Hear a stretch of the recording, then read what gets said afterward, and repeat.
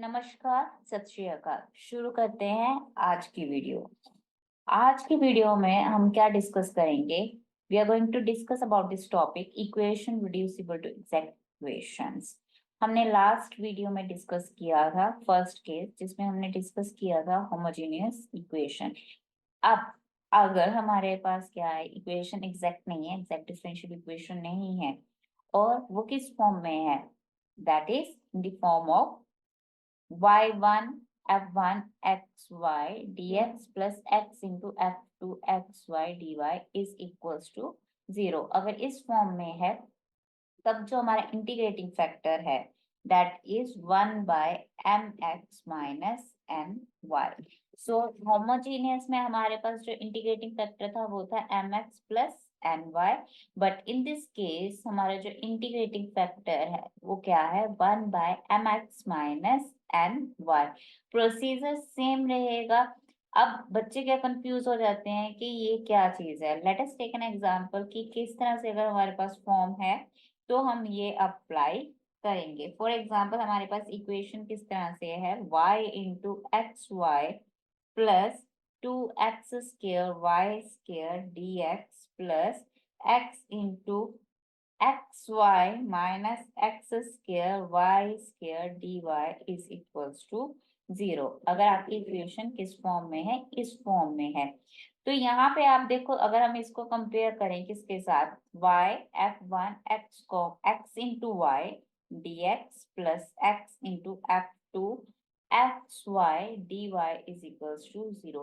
Basically क्या है हमारे पास, फंक्शन f1 और f2 क्या रिप्रेजेंट कर रहा है, हमारे पास फंक्शन रिप्रेजेंट करता है।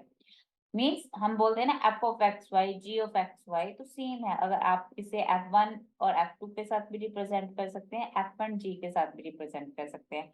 और जो फंक्शन होगा वो यहाँ पे किस तरह से होगा, x इंटू वाई की फॉर्म में, like here x y plus 2xy। अब एक्स स्क्वायर वाई स्क्वायर को हम लिख सकते हैं, we can write this one as x y का whole square and this one is x y raise to power 1।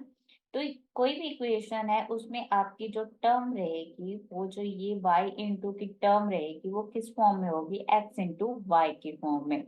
और x के साथ जो फंक्शन होगा वो भी किस फॉर्म में होगा, x इंटू वाई की फॉर्म में होगा। f1 और f2 क्या रिप्रेजेंट कर रहे हैं कि दोनों फंक्शंस क्या होंगे, डिफरेंट होंगे। सेम होना जरूरी नहीं है, अगर हो जाए तो वो बाय चांस कोइंसिडेंस की बात है, but it is not necessary कि f1 और f2 की वैल्यूज क्या हो, सेम हो। तो अब इसी क्वेश्चन अगर हम सॉल्व करें तो यहाँ पे m की वैल्यू क्या है, that is x into y square plus 2x² y³ और n क्या है हमारे पास, x² y minus x³ y²। Now see again, ये क्या है आपकी non exact differential equation. Means ये एग्जैक्ट डिफरेंशियल इक्वेशन नहीं है डेफिनेटली। अगर हम curl m by curl y निकालेंगे विद रिस्पेक्ट टू y तो यहाँ पे क्या वैल्यू आ जाएगी, 2xy plus 6x² y² and here it is curl n by curl x is equals to, with respect to x करेंगे 2xy minus 3x² y²। So we can see here directly that curl m by curl y is not equals to curl n by curl x. तो हमने क्या करना है, हमने निकालना है integrating factor. और इंटीग्रेटिंग फैक्टर क्या है हमारे पास, इस तरह के क्वेश्चन में 1/mx minus N y. Homogeneous में प्लस होता है और इस फॉर्म में माइनस साइन होगा, तो ये चीज का आपने ध्यान रखना है।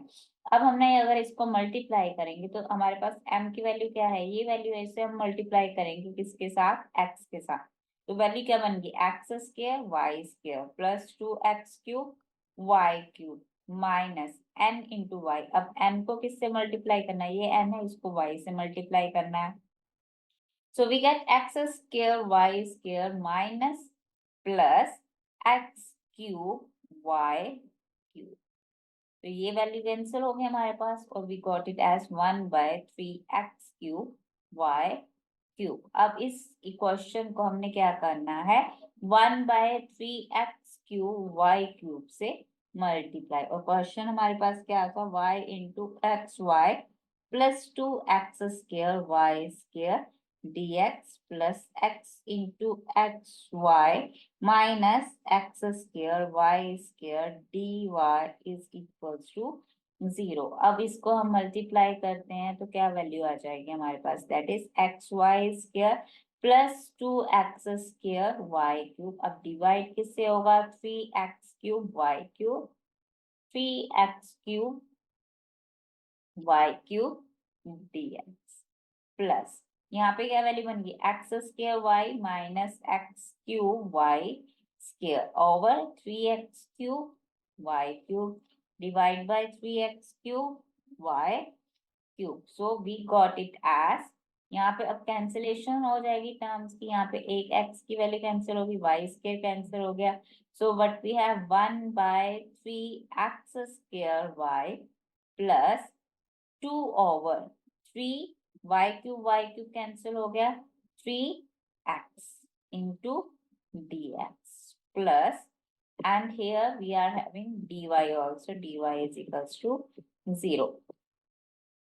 So we got it as x square y cancel हो गया, 1/3x y square minus 1/3 y dy is equals to 0।